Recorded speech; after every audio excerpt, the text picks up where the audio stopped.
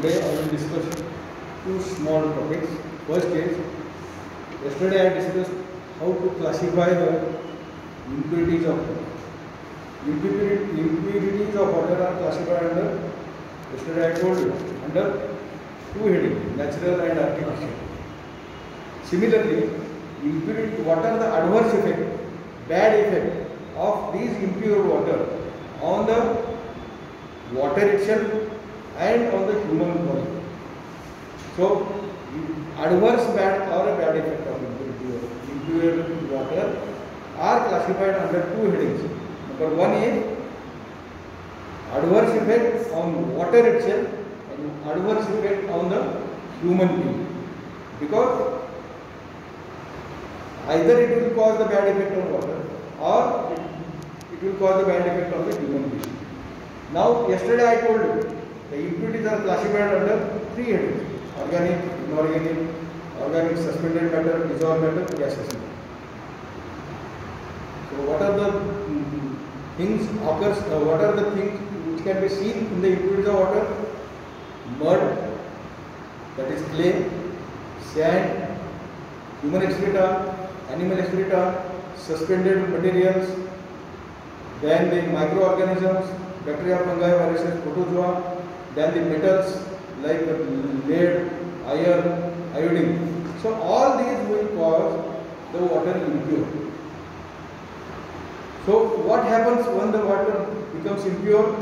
So effect of adverse impure water on the water itself is the water becomes turbid. Number one. Number two is taste of the water is changed. Third is color of the water is changed. Fourth is water smells badly. And fifth and very important is water becomes hard water. So these are the five things, bad effects occur on the water. Turbid, water becomes turbid, bad taste, bad smell, color of the water changes, and water becomes hard. Means cannot be consumed, cannot be consumed by the person. So palatable water is not palatable, not allowed for drinking water. Now coming to the second part, what are the bad effects on the human body? Bad effects of water on the human body. See, why the color and the smell and the taste changes? Because the dissolved material, dissolved gases like H2SO2, it smells badly. Dissolved metals changes the color, and all these dissolved suspended particles changes the taste of the water. So that's why these are the bad effects seen on the water. Now the bad effects on the human body or a human being. Bad effects on the human being are because of dissolved gases. If the water which contains lot of H2O2, lot of ammonia gas dissolved, it smells badly. So once you drink this H2O2 gases, the water containing gases like H2O2 and ammonia and nitrates and chlorides, more quantity, then the person will get the diseases of respiratory tract system and diseases of GIT, gastrointestinal tract system, and diseases of skin and joints. So these are the four things which are seen when the gases which are contaminated with the water. Either respiratory tract system or a GIT or a skin or joints are commonly involved. If it is water contains more amount of metals like chloride, chlorine, then it causes dental fluorosis. If it contains more quantity of lead, then the person will suffer from the plumbism. What is plumbism? There is a blue line on the gums. Blue line is seen on the gums. If the plumbism there, it will affect the joints and the nerves, and person will get the claw hand. Or to be very specific, drop wrist.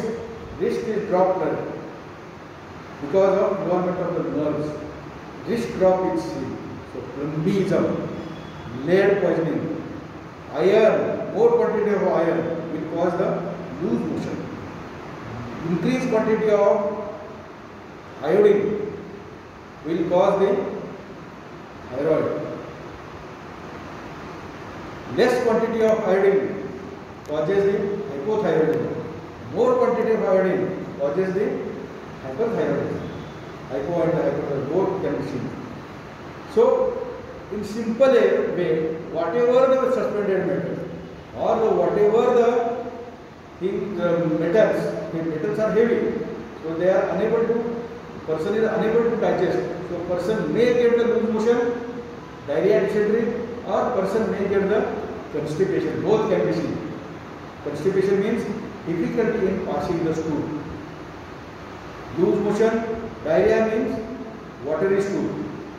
Dysentery means stool which contains the blood. So both can be seen. So these are the adverse effects on the body, human body. Now coming to the purification of water. Now this impure water we cannot drink. I discussed the classification of the water. I discussed what are the adverse effects of water, bad effects of the water and the human being.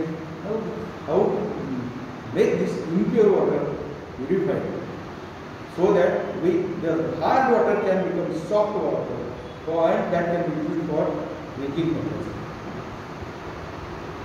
So for study purpose, purification of water is classified under three headings. Number one is natural method of purification. Second is artificial method of purification. And third is the filtration, water filtration. Now what are the natural methods of purification? Natural methods of purification are on storage of a large quantity of water, sedimentation occurs. So sedimentation is the first process, where if the water contains lot of impurities, the heavy particles they settle down on the ground because of the gravitational force, that is called as sedimentation. Second is oxidation. The air contains oxygen. That oxygen gets mixed into the water, and water may become purified. Third is aeration. Means air gets mixed into the water, and water may become purified. Fourth is sun rays, which contains the ultraviolet rays. It will kill the microorganisms from the water, and water may become purified. So storage, sedimentation, aeration, dilution of the water. If you dilute the water, so even after the dilution of the water may become purified. But advantage and disadvantage of this natural method of purification of water. Advantage of this natural purification is water can be made purified for drinking purpose. The disadvantage is this natural method of purification of water takes lot of time. It is a longer duration period. That's why we shift to the other things like artificial methods of purification of water. So what are the artificial methods? Artificial methods are use of, artificial method includes use of gases, use of chemicals like alum, bleaching powder, and use of potassium permanganate chemicals, so that water can be made purified on small quantity. Even boiling of the water, which is an artificial method, water can be made pure for drinking purpose.